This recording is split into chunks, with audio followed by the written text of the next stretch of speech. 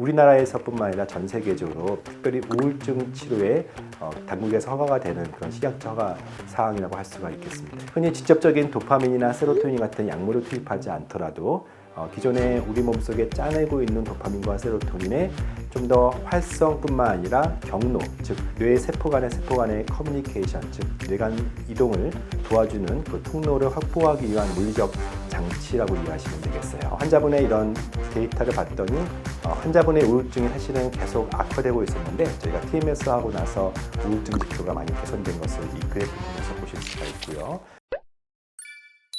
네, 안녕하세요. 제가 연속해서 뇌인지 기능과 특별히 기억력 저하, 집중력 저하 같은 브레인 포그를 포함한 뇌 기능의 저하, 단순히 치매를 걱정하는 노년층뿐만 아니라 치매 전 단계, 즉 장년층, 나아가서 요즘은 젊은 사람들 중에도 흔히 뇌 기능이 멍하다, 어떻게 하면 이것을 개선시킬까, 아무리 잠을 자도 해결되지 않는다, 피로하고 또 다른 그런 부분들, 또 우리 아이들까지 포함해서 ADHD를 호소하는 이런 뇌 기능을 개선시키고 싶은 많은 사람들에게 약물 외에, 앞서 제가 도파민에 대한 얘기도 했지만 약물 외에 다른 방법이 없을까에 대한 치료적인 접근 중에 TMS라고 하는 부분들을 강의할 겁니다. TMS는 예전 영상에도 제가 3차례 올려놨는데 한번 참고하시면 되겠습니다. TMS 잠깐 저희 간단하게 어떻게 구성되어 있는지 영상 보고 가실게요.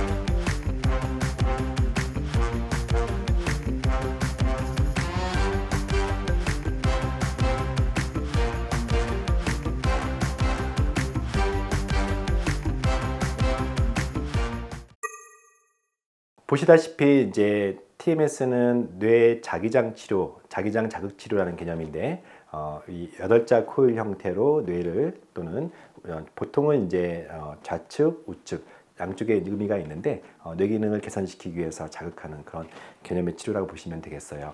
흔히 직접적인 도파민이나 세로토닌 같은 약물을 투입하지 않더라도 기존에 우리 몸속에 짜내고 있는 도파민과 세로토닌의 좀 더 활성뿐만 아니라 경로, 즉 뇌 세포 간의 커뮤니케이션, 즉 뇌간 이동을 도와주는 그 통로를 확보하기 위한 물리적 장치라고 이해하시면 되겠어요. 그런 부분을 통하여서 뇌 기능을 개선시키는 그런 물리적 치료 개념이고 우리나라에서뿐만 아니라 전 세계적으로 특별히 우울증 치료에 당국에서 허가가 되는 그런 식약처 허가 사항이라고 할 수가 있겠습니다. 특별히 오늘은요, 저희가 이런 앞서 우울증이나 불안증 같은 대표적인 적응증 말고도 인지기능 치료를 어떻게 이 TMS, 특별히 반복적인 TMS, 리피티드 RTMS가 어떻게 인지기능을 좋게 만드는지 여러 메커니즘과 또 임상 연구들을 잠깐 살펴보도록 할게요. RTMS의 가장 이제 타겟이 되는 부분이 바로 전두엽인데요. 그 중에서 좌측에 도소레터랄 프리프론탈 코텍스라고 하는 DLPFC, 배외측 전두 피질이라는 좀 어려운 이름인데요. 우리 뇌피질 안쪽에 있는 그런 전두엽을 자극하는 대표적인 위치이고요. 또는 때에 따라서는 환자들의 증상이나 특히 뇌파 검사의 결과에 따라서 축두엽이나 기타 다른 부분들을 칠 수 있는 것들을 보여주고 있습니다. 대개는 그 DLFPC라는 곳으로 자극하고요. 이 논문은요, 프론트 에이징 뉴로사이언스라고 하는 2021년의 논문을 보여준 겁니다.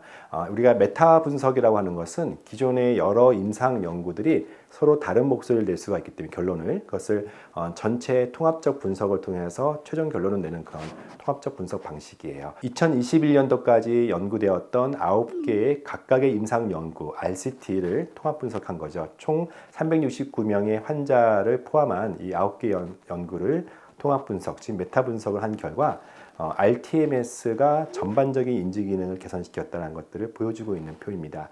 딱 하나의 임상 연구를 제외한 대부분의 임상 연구들이 크게 뇌 기능을 향상시켰다는 것들을 개별적으로 볼 수 있고 통합적으로는 증가되었다.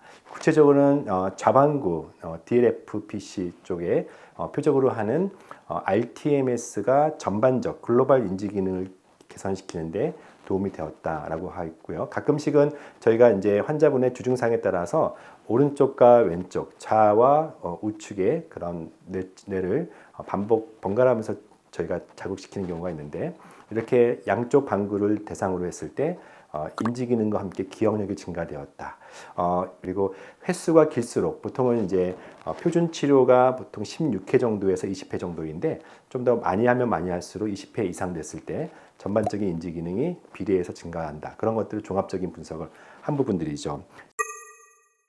실제 케이스를 한번 보도록 할게요. TMS를 집중적으로 16회를 했던 29세 남자 환자예요. 주요 증상은 우울증뿐만 아니라 브레인포그라고 하는 신경무력 증상, 즉 뇌기능이 저하되어 있고 아무것도 할 수 없는 무기력감, 다른 큰 이상은 없었고 세로토닌, 도파민 등등의 신경 전달 물질이 떨어져 있는 케이스였어요. 저희가 16회를 지속적으로 치료하고, 물론 소량의 세로토닌을 포함해서 타이로신을 보충시키면서 끌고 나갔던 케이스입니다. 가능한 비약물을 원하셨던 분이어서 저희가 TMS를 하기로 결정했어요. 저희 병원의 검사 중에서 얼굴의 근육 떨림을 가지고 평가하는 우울과 불안 또는 집중력을 평가하는 AI 앱 중에 마인드인을 통해서 한번 좀 봤습니다. 환자분의 이런 데이터를 봤더니 환자분의 우울증이 사실은 계속 악화되고 있었는데, 저희가 TMS 하고 나서 우울증 지표가 많이 개선된 것을 이 그래프를 통해서 보실 수가 있고요. 또 여전히 그 답보적이었던 어떤 집중력과 브레인 포그 같은 부분들이 이 TMS를 하고 나서 개선됐다는 것들을 보여주고 있습니다. 이런 마인드인을 통해서 보는 그런 지표뿐만 아니라 뇌파를 한번 잠깐 보도록 할게요. 환자분 같은 경우는 세로토닌, 도파민만 저하되어 있었던 그런 케이스의 환자였는데, 이 앞서 이 투포맵에 보시면 이 투포맵은요, 그 세타파가 붉게 보이실 거예요. 그리고 베타1, 베타2가 파랗게 보이시죠. 이 뇌파, 정년전 뇌파 QEG 검사에서는 이 세타파가 증가되어 있을 때, 즉 붉게 보일 때를 우울증으로 보통 평가하고, 또 베타1, 베타2가 파랗게 보일 때 불안증, 그리고 나아가서 도파민 저하를 의심하는 ADH도 의심하는 그런 소견이에요. TMS 이후에 세타파와 베타파가 가운데파, 즉 초록색으로 바뀌어 있는 것들을 보실 수가 있습니다. 이렇게 환자에게는 케이스가 이 TMS가 잘 적용된 케이스라고 할 수가 있겠습니다. 우리가 나이가 들면서 뇌 기능이 떨어지고, 어느 시점에서 특별히 스트레스로 인한 인지 기능이 떨어지면서 환자분들이 당황해할 때 비약물 치료로 한번 저희가 접근할 수 있는 부분들에 대해서 rTMS에 대해서 소개하였습니다. 환자분들의 뇌 기능이 향상되고 더 나아가서 만성 피로와 브레인 포그까지 개선되는 여러분 되시기를 바랍니다.